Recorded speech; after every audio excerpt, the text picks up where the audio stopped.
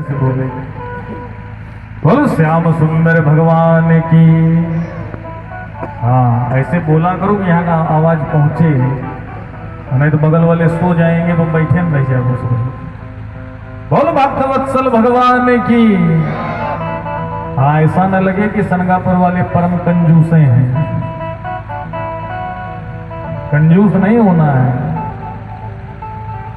इसी बात पे एक कंजूस की कथा याद आ गई, सुना दो तो फिर आगे बढ़ो। यही अपना कन्नौज है ना, इसी कन्नौज में एक सेठ जी रहते थे।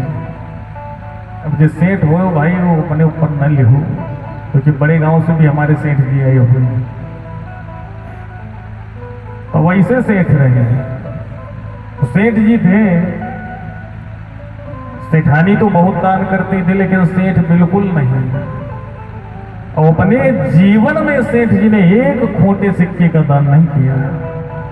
कोई कहे भैया दान कर दो, तो बोले आप तो करते हो, हमको क्या जरूरत पड़ गई।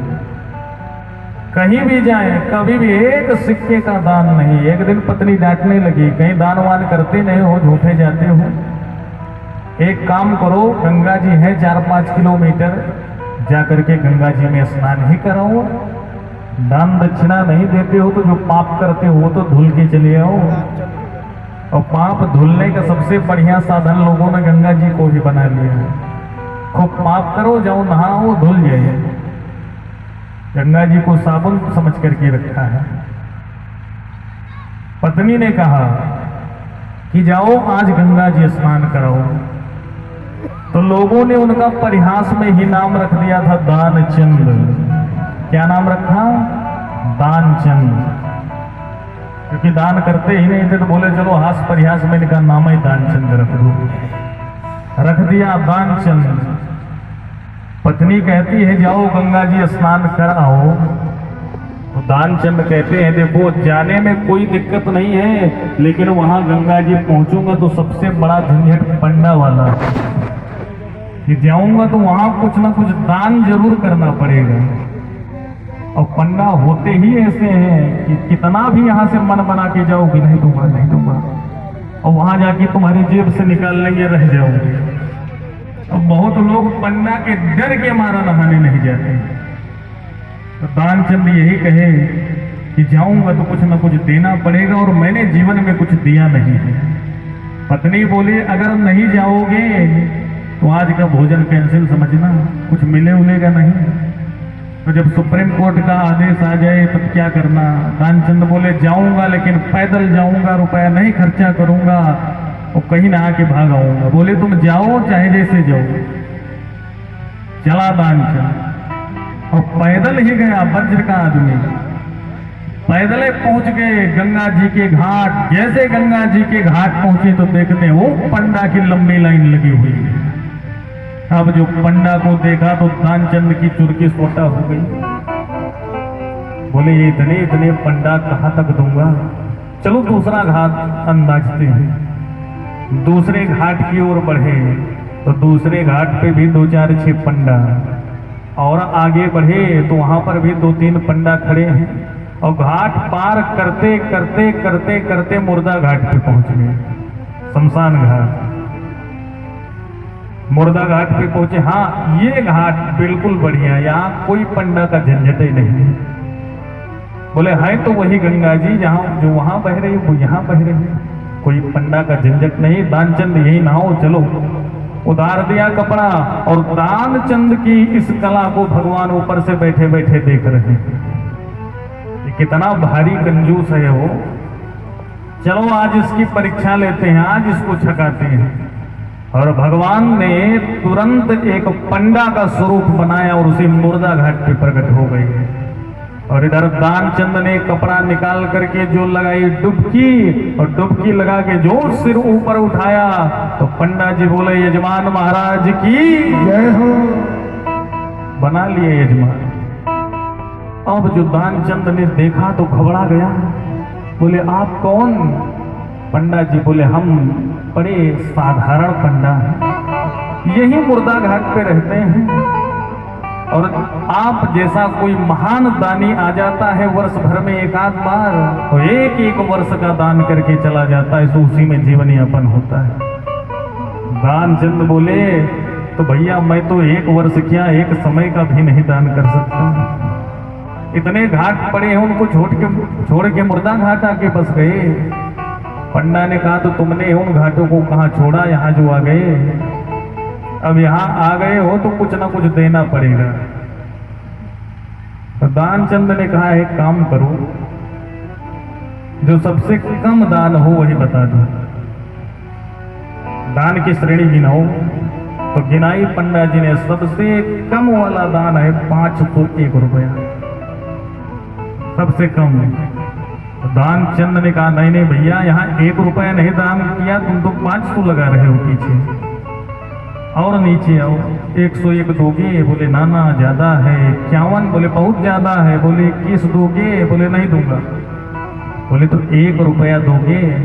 बोले चुप करो पंडा जी, मैं बताता हूं कितना दूंगा। अधेला पैसा दान करूंगा, और वो भी उधार, नगद नहीं। अधेले पैसे का दान, वो भी उधार करूंगा, नगद के चक्कर में मत रहना। लेना हो तो लो, नहीं तो जाऊं। पंडा जी ने कहा वही भगवान ही है पंडा। तो पंडा जी ने कहा चलो ठीक है, आज कम से कम उधार ही सही, अधेला ही सही, दान देने का वचन तो दिया। लिया जल, हुआ संकल्प, संकल्प का जल नीचे गिरा। दानचंद मुस्कुराते हुए चले, बोले महाराज आ जाना घर पे लेने किसी समय। इधर से दानचंद पहुंचे 4-5 किलोमीटर चल करके अपने घर, खटिया पे आराम ही किए। उधर से दरवाजा खटखटाया, यजमान महाराज की, खोलिए दरवाजा। तो दानचंद तो खर्राटा बजा के सो रहे हैं। निकली पत्नी, बोली आप कौन? पूरा परिचय दिया। बोले आपके पति आज दान देकर आई है। पत्नी प्रसन्न हो गई, चलो कम से कम कोई शुद्ध काम तो किया जीवन में, अभी बुलाती हूं महाराज, यहीं खड़े रहिए। पत्नी गई और जाकर जो दानचंद से बताया, तो दानचंद सोचने लगा कि अभी मैं पहुंचा ही हूं, ये क्या पीछे पीछे चल पड़ा था क्या?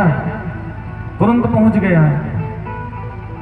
जाओ जाकर के बता दो कि दानचंद अभी थके हुए हैं, चल करके आए हैं, 1-2 दिन बाद आना लेने के लिए, अभी नहीं।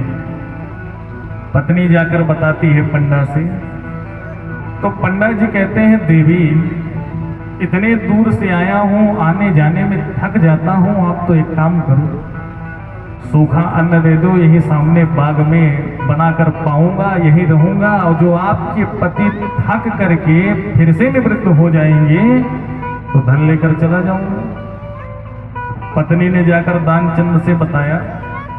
तो दानचंद ने कहा जितने का दान है उससे ज्यादा तो खा जाएगा ये, एक काम करो, जाकर के कह दो कि दानचंद आए और बीमार हो गए, जुकाम बुखार पकड़ लिया, थक गए।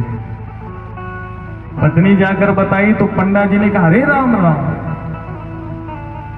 दानचंद हमारे यजमान हैं, और यजमान यदि किसी बुरी परिस्थिति में हो, बीमार हो, और मैं उसे छोड़ के चला जाऊं, आप तो यही रहने खाने की व्यवस्था करो, खूब माला जपूंगा, जब स्वस्थ हो जाएंगे तो दान लेकर जाऊंगा।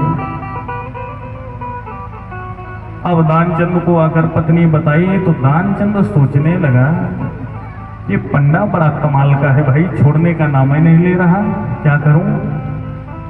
तो दानचंद ने कहा जाओ जाकर के कह दो कि दानचंद मर गए, जाओ बता दो। पत्नी ने कहा ये कैसे कह दूं, आप तो जिंदा हो। बोले हमको श्वास रोकने की क्रिया पता है, तुम जाकर के बता दो, मैं श्वास रोक के पड़ा रहूंगा, दुनिया सोचेगी गए, तुम सोचना है, यही बताओ। अब इसके लिए तो भाई रोना पड़ेगा क्योंकि है पत्नी। झूठ मूठ का आंसू बहाया, चल पड़ी, दरवाजा खोला, पंडा जी सामने। पत्नी कहती वो तो गए। पंडा जी बोले कहाँ? गांव में? बोले नहीं नहीं, उनको जहां जाना था सो गए। बोले कहाँ? किसी से मिलने गए हैं क्या? बोले नहीं महाराज वो मर गए, चले गए, प्यारे हो गए। पंडा ने कहा, अरे राम राम, सच में कह रहे हो? बोले हाँ सत्य है।